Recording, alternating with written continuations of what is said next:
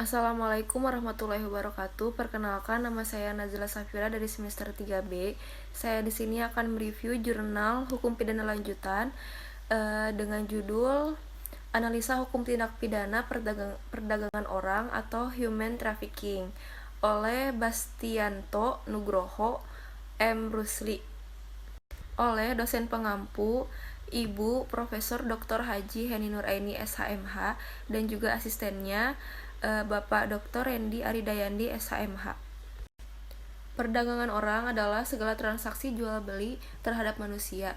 Menurut Protokol Palermo ayat 3, definisi aktivitas transaksi meliputi perekrutan, pengiriman, pemindah tanganan, kekuatan atau bentuk-bentuk pemaksaan lain seperti penculikan, muslihat, atau tipu daya, penyalahgunaan kekuasaan, penyalahgunaan posisi rawan, menggunakan pemberian atau penerimaan pembayaran atau keuntungan sehingga diperoleh persetujuan secara sadar atau konsen.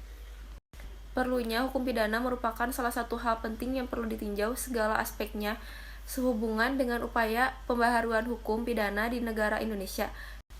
Fenomena tentang adanya tindak pidana trafficking atau perdagangan orang merupakan suatu persoalan serius yang harus segera disikapi oleh pemerintah maupun aparatur negara lainnya dalam payung hukum yang secara khusus mengatur tentang penghapusan tindak pidana trafficking atau perdagangan orang.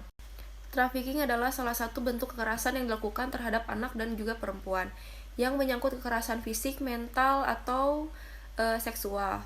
Trafficking merupakan perekrutan, pengangkutan, pemindahan, penampungan, atau penerimaan seseorang dengan ancaman atau penggunaan kekerasan atau bentuk-bentuk paksaan lainnya, yaitu penculikan, pemalsuan, penipuan, penyalahgunaan kekuasaan atau posisi rentan, ataupun memberi atau menerima bayaran atau manfaat untuk tujuan eksploitasi seksual, perbudakan, atau praktik-praktik lainnya. Berdasarkan hal ini, dapat diketahui bahwa proses trafficking adalah perekrutan, pengangkutan, pemindahan, penampungan atau penyekapan, dan penerimaan. Para korban perdagangan orang mengalami banyak hal yang sangat mengerikan. Perdagangan manusia menimbulkan dampak negatif yang sangat berpengaruh terhadap kehidupan para korban. Tidak jarang, dampak negatif hal ini meninggalkan pengaruh yang sangat permanen bagi para korban. Dari segi fisik, korban perdagangan manusia seringkali terjangkit penyakit. Selain karena stres, mereka dapat terjangkit penyakit karena situasi hidup serta pekerjaan yang mempunyai dampak besar terhadap kesehatan. Para korban seringkali kehilangan kesempatan untuk mengalami perkembangan sosial, moral, dan spiritual. Sebagai bahan perbandingan, para korban eksploitasi seksual mengalami luka psikis yang sangat hebat akibat perlakuan orang lain terhadap mereka dan juga akibat luka fisik serta penyakit yang dialaminya.